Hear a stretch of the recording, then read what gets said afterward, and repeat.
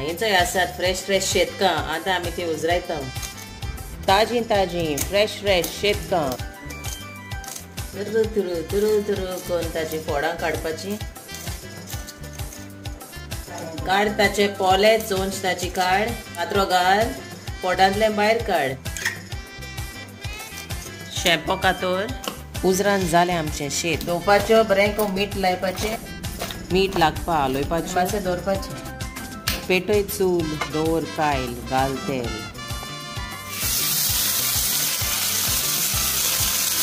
बरें कायली सारको भाजपाचें एक भाजप मागीर अशें करून पोतप बरें दोनी सायडीन तोराक करप आनी मागीर घे अशें शेत बरें बेटेक कोळये बरोबर आनी शीता बरोबर खावप एन्जॉय हाय आमची कुरकुरीत शेतकां आवय काय बरें दिसता आज जेवण फर्स्ट क्लास